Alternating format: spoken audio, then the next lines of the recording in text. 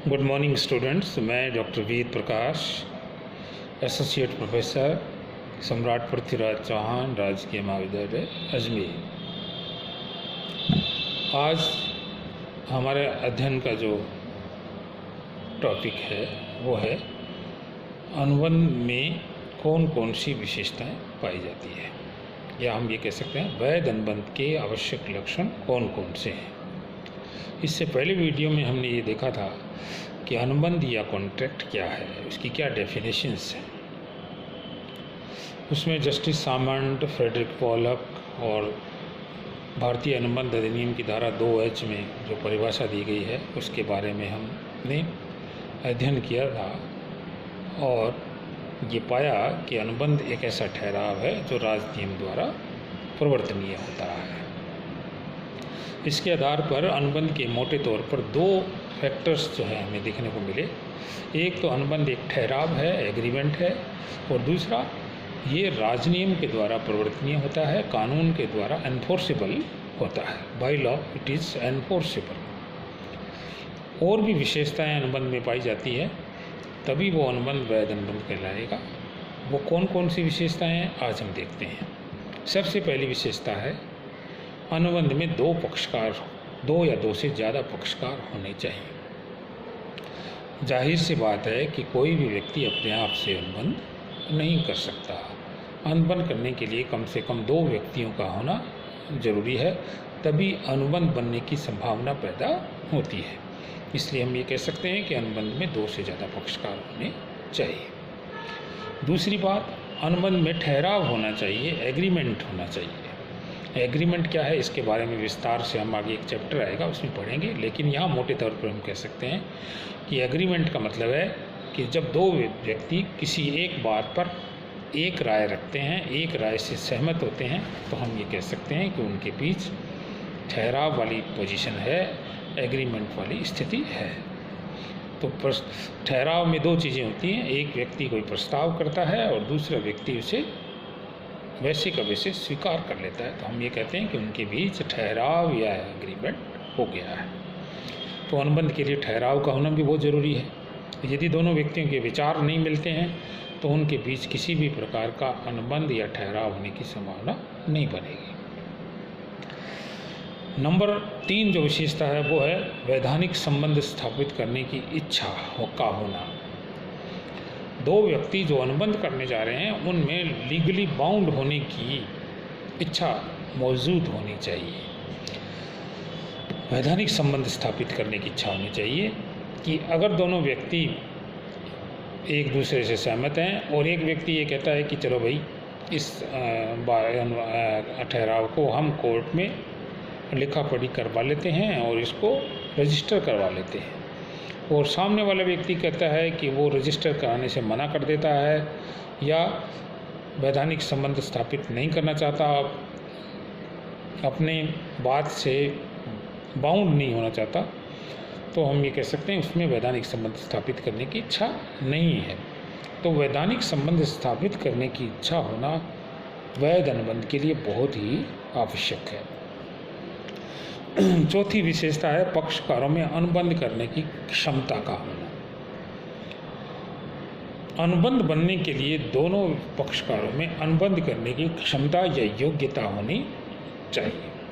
किन किन व्यक्तियों में योग्यता होती है, किन में नहीं होती है, इसके बारे में आगे हम विस्तार से अध्ययन करेंगे। एक पूरा चैप्टर इसके लिए है, लेकिन यहाँ हम ये कह सकते हैं कि अनुबंध बनने के लिए जो दो पार्टियां हैं उन दोनों में अनुबंध करने की क्षमता होनी चाहिए। यदि उनमें से किसी एक व्यक्ति में या दोनों ही व्यक्तियों में अनुबंध करने की क्षमता नहीं है तो उनके बीच किसी भी प्रकार का अनुबंध नहीं बन सकता।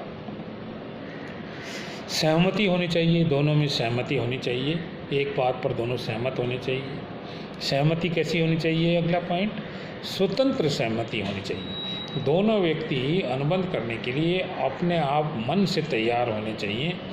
अगर दोनों में से कोई एक व्यक्ति या दोनों व्यक्ति किसी भी प्रकार के डर, लालच या अन्य बातों से प्रभावित होकर अनुबंध करने के लिए तैयार होते हैं तो ये एक वैध अनुबंध के लिए परेशानी का कारण बन सकते हैं। इसलिए दोनों व्यक्ति अपनी इच्छा से स्वयं मन से अनुबंध करने के लिए तैयार होने चाहिए। वैधानिक प्रतिफल होना चाहिए। अनुबंध बनने के लिए ये भी आवश्यक है कि अनुबंध में जो प्रतिफल है, जो लेन देन जो किया जाता है, वो वैधानिक होना चाहिए। इसके बारे में भी हम आगे विस्तार से चर्चा करेंगे। अनुबंध में निश्चितता होनी चाहिए, सर्टेनिटी होनी चाहिए। अनुबंध ऐसी चीज़ों के लिए किए जाना चाहिए जिसमें कि अनुबंध की जो भाषा है वो स्पष्ट होनी चाहिए, क्लियर होनी चाहिए, सर्टेन होनी चाहिए, उसके दो अर्थ नहीं निकलने वाले होने चाहिए। पॉसिबिलिटी ऑफ परफॉर्मेंस होनी चाहिए, निष्पादन की संभवता होनी चाहिए। अनुबंध में दो व्यक्ति जो अनुबंध करते हैं, जिस बात के लिए अनुबंध करते हैं, जिस काम के लिए अनुबंध करते हैं, वो काम पॉसिबल होना चाहिए, संभव होना चाहिए। यदि वो काम करना संभव नहीं है तो ऐसे अनुबंध का कोई महत्व नहीं है। तो अनुबंध केवल संभव कार्यों को करने के लिए ही किए जा सकते हैं। ठहराव स्पष्ट रूप से व्यर्थ घोषित ठहरावों में से नहीं होना चाहिए। ये भी अनुबंध की एक प्रमुख विशेषता है। कुछ ठहराव ऐसे होते हैं जिनको कानून के द्वारा, जिनके लिए मनाही की गई है कि कोई दो व्यक्ति इन प्रकार के एग्रीमेंट नहीं कर सकेंगे, और इसमें एक लिस्ट बनी हुई है। तो जो दो व्यक्ति अनुबंध करने जा रहे हैं और उसके लिए जो एग्रीमेंट करते हैं, वो एग्रीमेंट उस लिस्ट में से वाले एग्रीमेंट में नहीं होना चाहिए जिनके लिए सरकार ने पहले से ही, कानून ने मनाही कर रखी है। वैधानिक औपचारिकताओं का पालन करना चाहिए। ये भी एक बहुत ही इम्पोर्टेंट बात है कि अनुबंध, वैध अनुबंध की विशेषता ये है कि इसके लिए सारी लीगल फॉर्मेलिटीज़ पूरी की जानी चाहिए, तभी कानून की प्रवर्तनीयता का गुण उसके अंदर आएगा। अगर दो व्यक्ति कोई अनुबंध करते हैं, सब बातें ठीक हैं, सब बातों पर सहमत हैं, लेकिन उसके लिए कोई लीगल फॉर्मेलिटी पूरी नहीं करते हैं, तो ऐसा अनुबंध राज नियम की प्रवर्तनीयता का गुण प्राप्त नहीं कर सकेगा। अगर हमें कानूनी मदद लेनी है, कानून का सहारा लेना है, तो हमें अनुबंध बनाने के लिए जो कानूनी फॉर्मेलिटीज़ हैं, औपचारिकताएँ हैं, उन सब को पूरा करना पड़ेगा। उसके बाद ये अनुबंध वैध अनुबंध बन सकता है। अगर कानूनी औपचारिकताएँ पूरी नहीं की है तो अनुबंध दोनों व्यक्तियों की आपसी अंडरस्टैंडिंग पर निर्भर करता है। अगर वो अंडरस्टैंडिंग टूट जाती है, आपसी समझ भंग हो जाती है, तो ऐसी दशा में वो अनुबंध जो है वो भी समाप्त हो जाता है।